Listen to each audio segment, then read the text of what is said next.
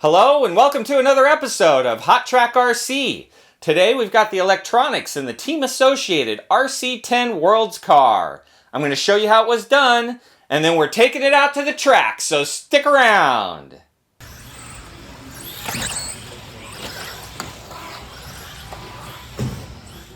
We've got a lot to do today, so let's jump right in and wire this bad boy up. I like these ProTech servos. They're fast and they look good. The black and silver color really works with this World's Car. Getting the servo to fit correctly in these pan cars can be a little bit tricky. If you use the holes close to the center of the pan, your linkage will be at an odd angle. So do what you need to with the servo mounts to get the back of the servo sitting as close to the edge of the pan as possible. Here you see me not using grommets on one of the servo mounts. That helped me get the angle better in this case. Back in the day, I saw some of the hot racers with Novak micro-sized servos, those orange Novaks in their pan cars, which I really loved, but I could never find a way to pick up one of those for myself. That's the only servo I've seen that really fits perfectly into this pan car and sits nice and far back with straight linkage. But as you'll see, we'll put the ball on the backside of the servo horn, which will line things up a little better.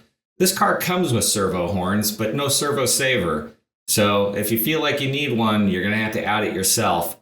I'm using a steel tooth gear servo, so I think I'll be okay.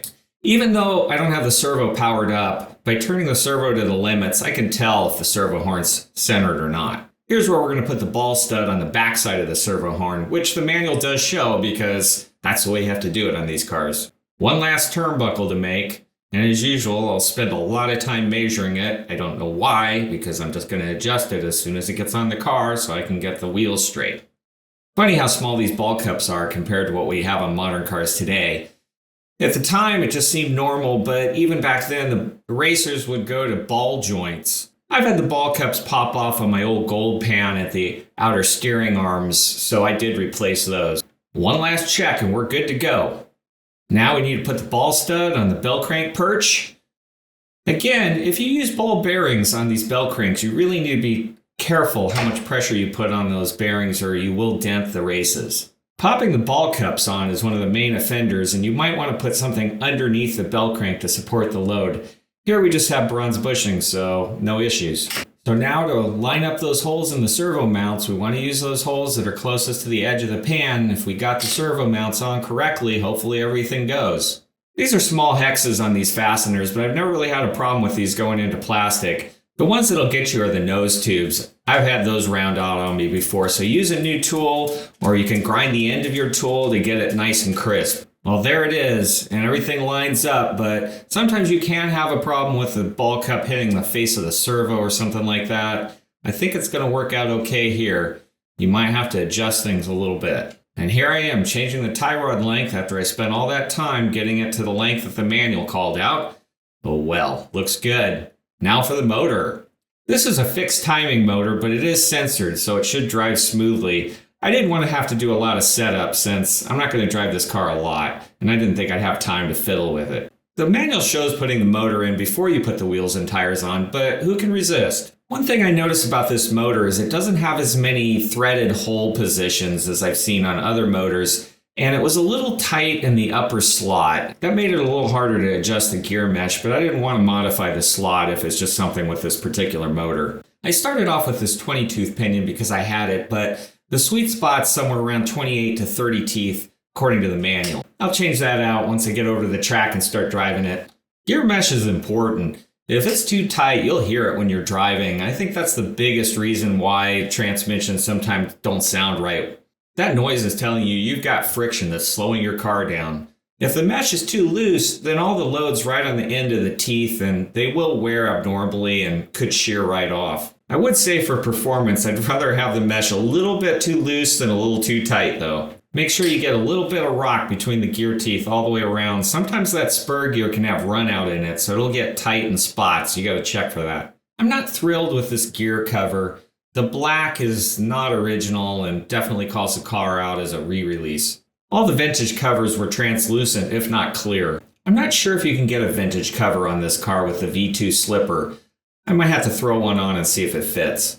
This car's looking like it's almost ready for the track, but we need to get some wiring on it. So let's take a look at this black box by Reedy. I really like the size of this ESC, particularly for a vintage car, so I hope it works out well. It's got the capacitor hardwired on it already. It's got a power button on it and it supports limited programming as well as sensored motors, so I think it'll do the trick. I care a lot about wire routing, so I'm always trying to get it as good as I can.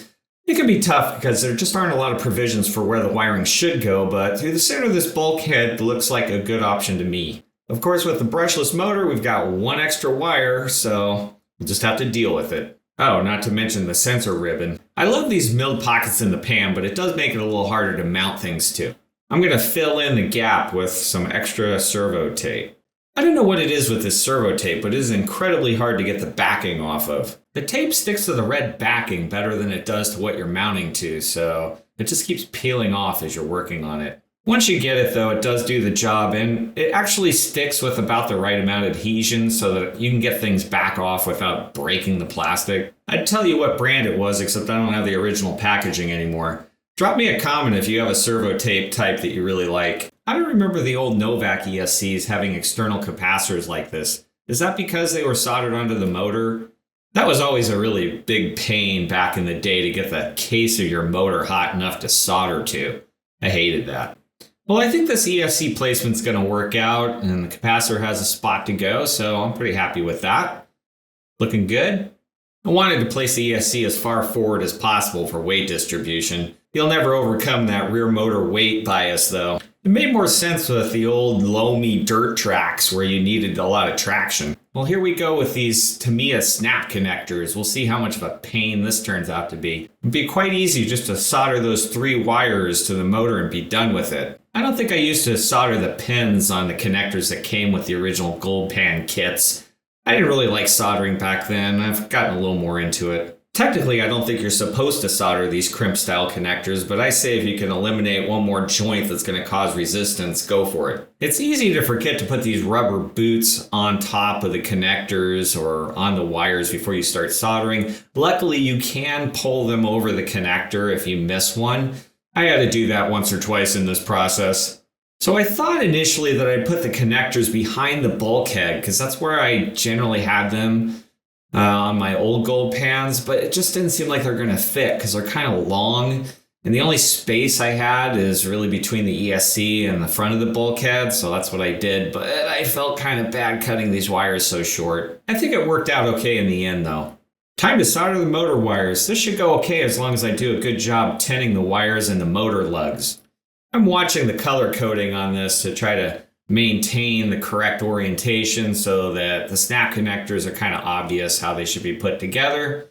And here we go with the tinning. This is definitely sped up, but it went pretty well. The material they make these motor lugs out of really takes the solder well, so it doesn't take much heat to get these to draw the solder in, which is nice. And so we just work through each of the 3, A, B, C, watch the color coding, and these should solder together really easily. I like to do this all on the car so I can get the bends and the wire just right. And here we go with the first one. There's more material to heat up with the lug and the wire, so it takes a bit longer than tinning, but really there's not a lot to it. I like to get enough solder on there so you get a nice, smooth, even surface. I guess the most helpful thing is to have a quality soldering iron. If you're trying to use some cheap pen style, that really can cause you to have troubles that you don't need to have. Maybe somebody has a quality pen style all-in-one soldering iron that I don't know about. I just am reflecting on my own experience, and it wasn't good. There's something very satisfying about getting a solid connection to your motor. And that's just about it. It looks good. I like the surface finish on those solder joints, so on to the next thing. Which happens to be the snap connectors, which I decided I wanted and really don't have to have it all. It is helpful to have a crimping tool instead of just needle nose pliers on these type of connectors. These are fairly large though, so they're not too technically difficult. I will go ahead and solder these for the aforementioned reason of reducing resistance.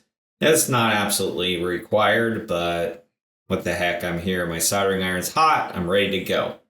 In this case, I did not tend the wire because I don't think the crimp works as well if the wire is tinned. And of course, you got to be careful you don't get solder in the functional area where the connectors snap together. If you crimp the wire housing while the connector is still hot, it will melt the wire and you won't get the result that you want. So just wait a moment. And you might notice that the dust boot is not on this wire. So guess what? We're going to push it over the connector and over that yellow ring. And with enough effort, eventually we'll get it. I'm going to leave the orange wire to your imagination. And onto the ESC side now. Let's strip those and get going. I put the female side of the connector on the ESC so there's no way they could ever short out against each other, at least in theory. The dust boot will always be over the connector. What is it about using your fingers to see how hot the connectors are? I just can't help myself.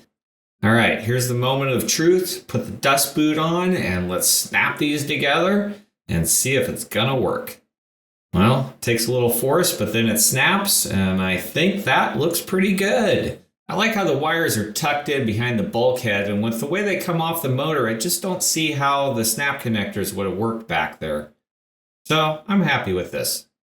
This battery setup was definitely not meant for shorty lipos, but they are the right width, and you can get one that's the right height, so there's just one trick. You have to slide the battery into place after you squeeze the battery cup together to get the retainer over the fasteners. I highly recommend you making yourself a jig to solder the bullets.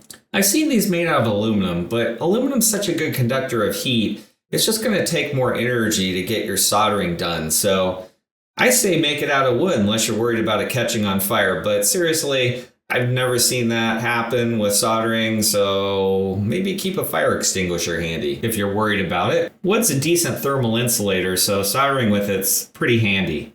I cut that red wire a little bit longer than I should have. I'm always afraid to go too short because there's no going back, but then once you've cut it and soldered it, certainly, you're probably not going to change it. So it works if I position the bullet at the right angle, but maybe a little more slack than I needed. I'm sure everybody knows the trick of cutting the wires to the right length so that you can't reverse the polarity. That does depend on not putting the battery pack in upside down, however. It's kind of odd that we always had keyed connectors where you couldn't plug them in the wrong way, and now we just have these bullets that are kind of like breadboard style, like something you would see on a science experiment. But of course, the surface area you get with them is really good, and they're gold plated, so almost no resistance. It's very handy to have a jig like this to hold your wires in place while you're trying to solder them, or it's really a hassle. This is a really crummy one though, but it does the job. Again, I like to get that nice smooth pool over the top of the wire. If I can see any strands of wire, then I want to add a little more solder and smooth it out. Here we go with the red wire, and sometimes the wires will move around a little bit on me. It's not ideal, but just keep working with it, and again, get that pull, and you can see it cool off in that picture. I gotta say, having that fixture and jig sure made that easy. Back in the day, I would have just struggled with that and not gotten a very good result, but I guess you can actually learn over time. All right, time to break open the MX6 and see what it looks like. No frills on the packaging, but I don't really want to pay for packaging anyway. This looks like the receiver box, and then let's open up the transmitter and see what we've got. It's kind of shockingly light compared to my Noble 4, but it doesn't have any batteries in it, and this isn't a Noble 4. Here's the receiver, and it has a wire, but it's not crazy long, so we'll deal with that. I'm of the mind that if I can get away without having an antenna, that's what I'm going to do. So I tend to just lay these wires in the pan of the car. I've never had a problem with the track. If you're going bashing outdoors, you'd probably want to go with the mast for a little extra distance. Here we go with this servo tape again. I found that the best way to separate it is with a razor blade. I ran the ESC wire underneath the battery tray off camera, so it's ready to plug in.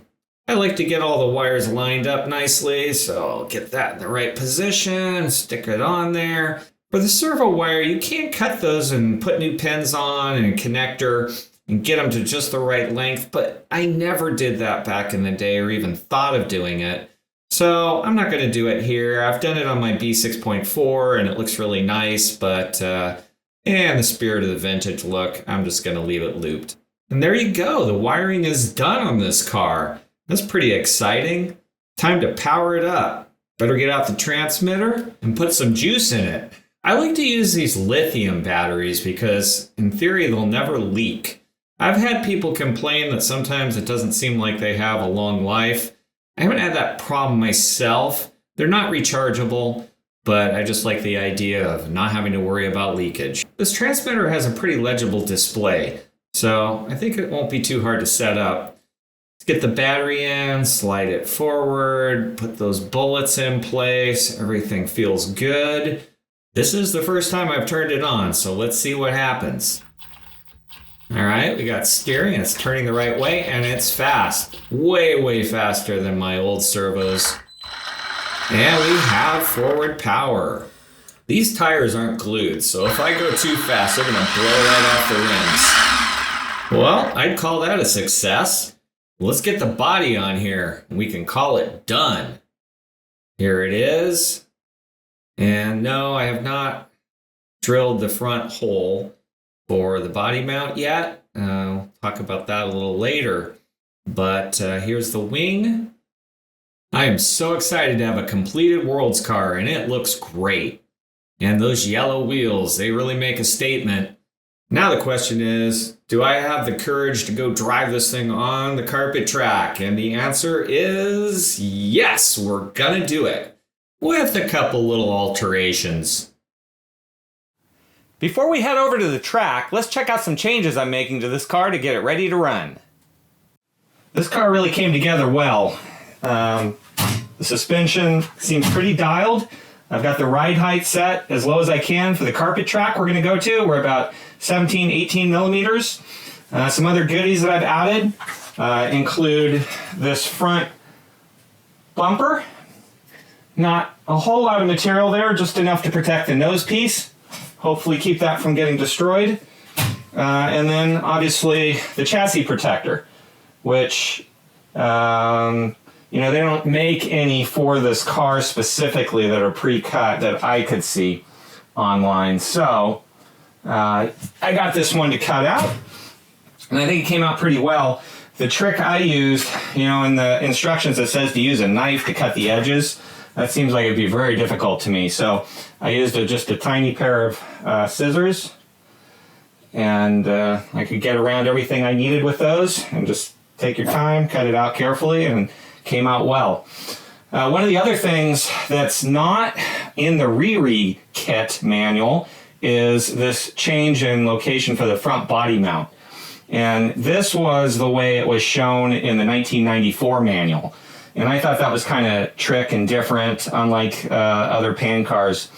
The thing that's nice about it is the body mount is straight up and down, so you don't have to kind of slide the body into it, and the hole's not kind of needing to be elongated like it is on the front kick-up section. So I kind of like that.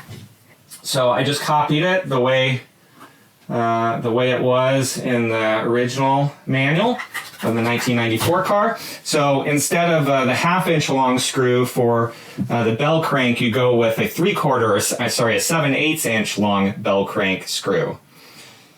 And then you just put the body mount on top of that. So that worked out well. And then it's easy to drill the hole in the car. And the body kind of slides on pretty well. Just straight down here, but you gotta get under the shock tower there.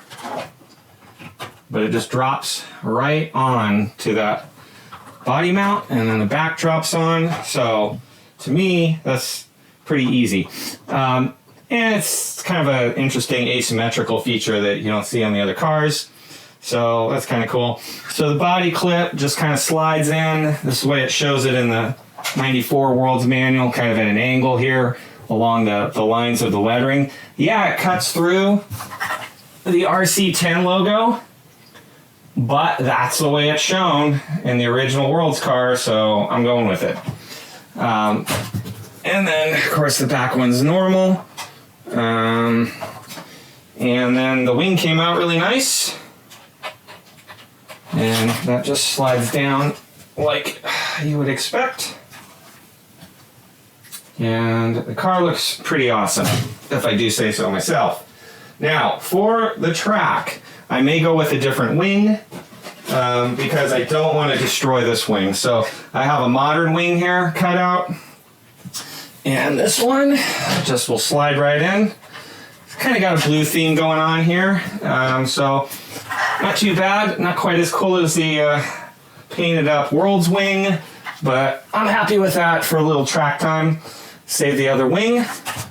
So that's cool.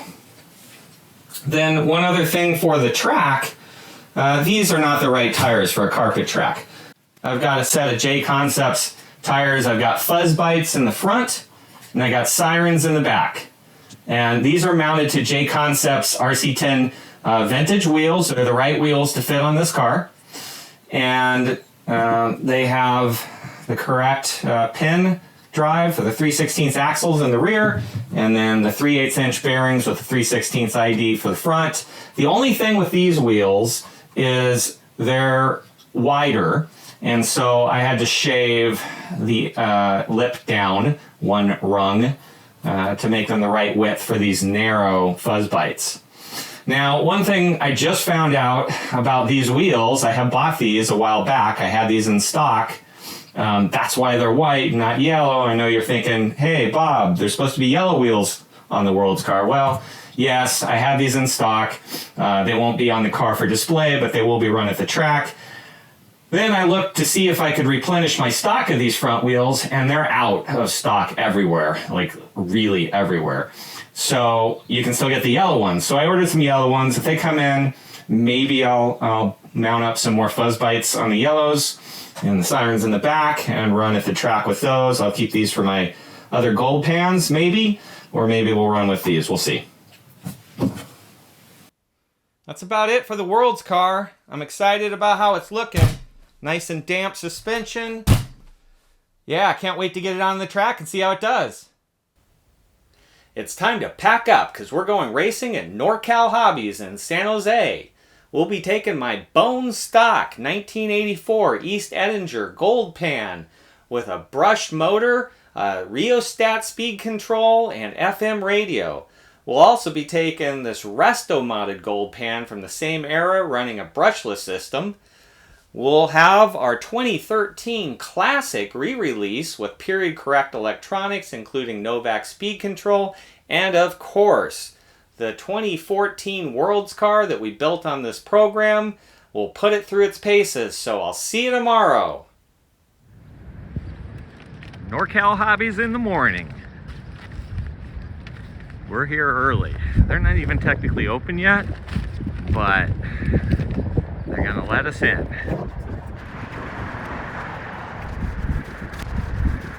The surprise is it's Vintage Day at NorCal Hobbies. We're going to see other vintage cars, get to talk to the drivers, and get a lot of track time in. This is just a great track, and I'm so lucky to have this literally in my backyard. Time for a pit walkthrough. Drivers are starting to arrive and set up. Looks like there's going to be some cool cars here today. We'll get around and check them all out in a moment. First off, our pit. We got our pit area set up. That's the World's car. And then our gold pan collection here.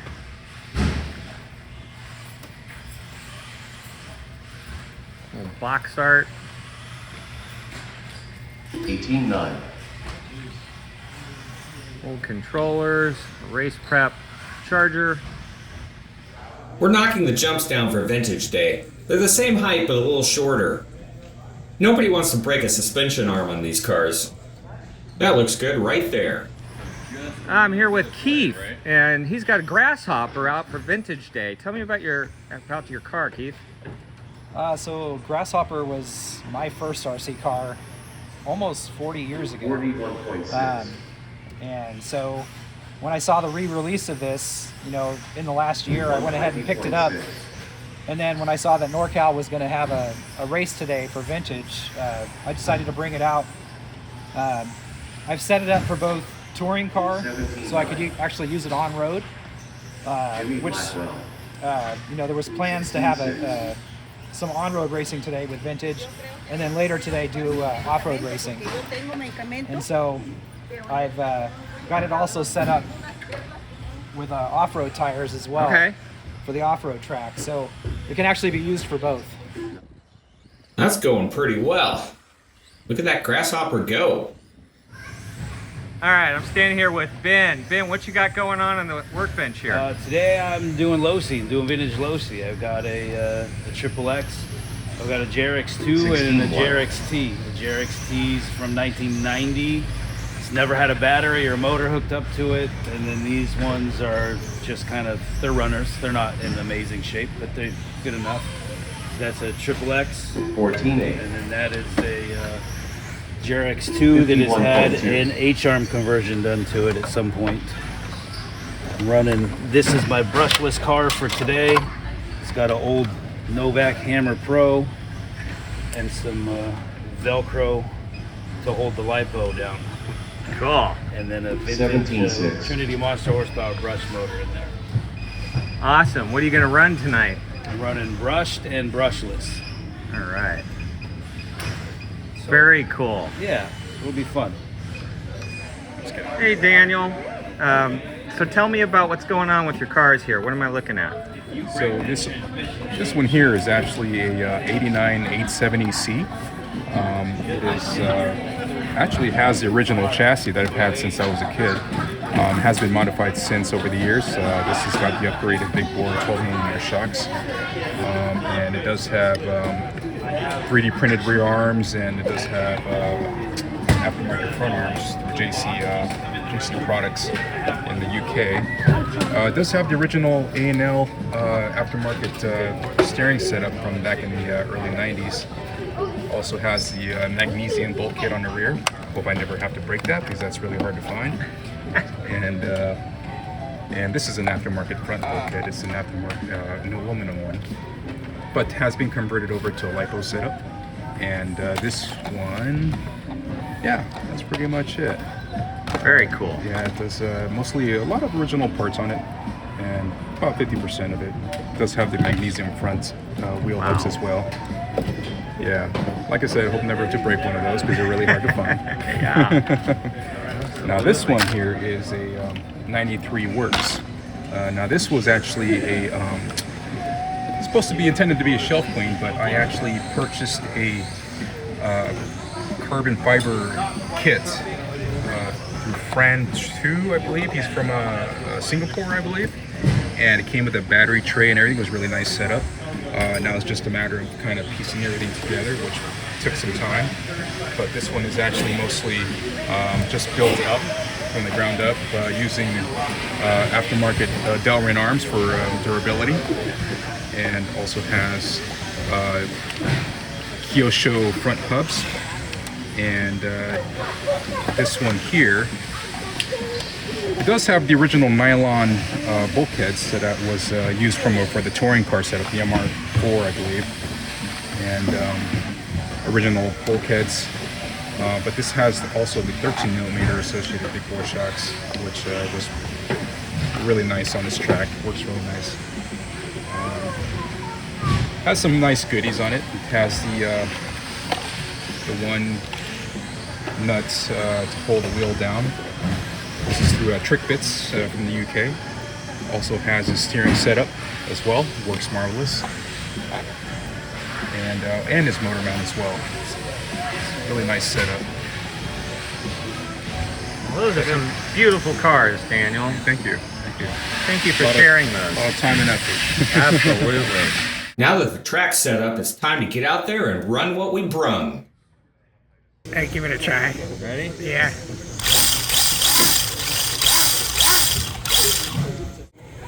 This is my 1984 East Edinger Bone Stock RC10. This car is running a rheostat speed control, brush motor, and FM radio. Everything works exactly like it did back in the 80s. Although I feel like the motors have lost some of their power. This is a Kyosho red motor. And I'm wondering if the magnets need to be recharged after this much time. If somebody knows, drop me a comment below. One thing that's shocking about this car after all these years is how slow the steering servo is. It's like a ship rudder. You have to telegraph what you want to do about 10 feet in advance or you're not making the corner. But I don't think there's anything wrong with it. I looked at it. It's just slow. What do we got going on now? So I got my double X Kinwall replica there. 34 For flat. fun, I got a JRX Pro SE. It's still in the cellophane. It's never been opened. I have the box with that JRXT. A couple RC10s. They're in the box. They're not new or anything like that, but they're in there. So, yeah. This is another 1984 Edinger Gold Pan. This was my best friend's car, and we've traded our cars back and forth over the years. I currently have it. And I set this car up for the carpet track specifically. It's clearly a lot more drivable than my personal car. It's got a 10.5 turn brushless in it, so it moves out pretty well. Since this is the old 6-gear transmission, I have found the limits of those idler gears, and I've gone through a couple sets, unfortunately. Oddly, the first old set of idlers in this transmission lasted a long time. And then I replaced them, and they didn't last very long at all. So I'm going a little easy on it, but it's fast and it's enjoyable to drive. Some of the mods I made, I put ball joints on the outer steering rods because those were popping off all the time. I also switched over to the J Concepts bell cranks. The originals just aren't up for this kind of action. I ditched the wire wing mounts on this and went to a B6 wing setup, which was a huge improvement. Now when this rolls, the wing's fine. I've got nice carbon fiber shock towers which support that wing really well. That was one of the best things I've done to the car. Another critical upgrade was to go to the CVA drive shafts with 3/16 axles so that you can run the J Concepts RC10 mono wheels. And then you can put any carpet track tires you want on the car. NorCal Hobbies, quiet before the storm. Here it is, folks, the main event, the RC10 Worlds car, out on the track for the first time, and I like the way it's driving. Oh, look at that. Lands so well and nice and damped. Boom! Look at that. Oh, I'm loving this. Turns well. I'm not pushing it around the corners super hard. I really don't want to roll it. But yeah, you can get the rear motor cars to rotate well in the air, but you gotta get off the throttle as you come off the jump. Otherwise you will end up nose high and you might not be able to get enough rotation with just the brake alone. It's a bit of an art and a challenge to drive these old cars well. The Worlds car is definitely easier to drive than my resto modded Gold Pan. The shocks on this car are just better. You can see it there. When it lands, it just is planted. When I dream about how a Gold Pan should drive, this is it. I am getting a little bit of a squeak or a chirp on braking. I think it's probably the slipper clutch, but I'm not sure. I did take it apart after this, and I couldn't see any abnormal wear on it. The only other thing I can think it would be the ball diff, but that doesn't sound like ball diff to me. I really think it must be slipper clutch. Honestly, this car is fully capable of driving this track with the full width jumps. And I know that because I've driven the Gold Pan on the full track most of the time. And this car would have no problem with it. It's just nice to have the shorter jumps and not have to worry about beating your cars up. I could drive like this all day long, but it's time to ride off into the sunset. It was an awesome day at the track with the Worlds car, and it was pretty much just like I dreamed it would be. It just felt great on the track, and I didn't have to make any changes. We just threw it out, and I started driving it. It was easy to drive. It was sure-footed, and it really jumped well. It rotated well over the jumps, and it landed flat. It was damped. It just looked great. I really loved the Gold Pan, but the Worlds car is just one step up. And, we didn't really make many changes. I tweaked the pinion a little bit, ended up with about a 28 tooth, 81 tooth spur. Probably could have pushed that to a 30 maybe and got just a bit more speed down the straight. but it was pretty good. I was happy with the 13.5 turn motor. Really couldn't be happier with it. Nothing broke, and we didn't have to make any changes. It just drove, and it was just fun. When we weighed the cars before we went racing, ironically, the World's Car and my vintage Gold Pan weighed the identical amount. But they're not set up the same. They had different size batteries in it. I would say overall the World's Car is inherently lighter than the Gold Pan, even though I've done a lot of weight reduction on the Gold Pan. As far as the controller goes, the Sanwa MX6, it worked flawlessly. I didn't have any issues with it. It responded well.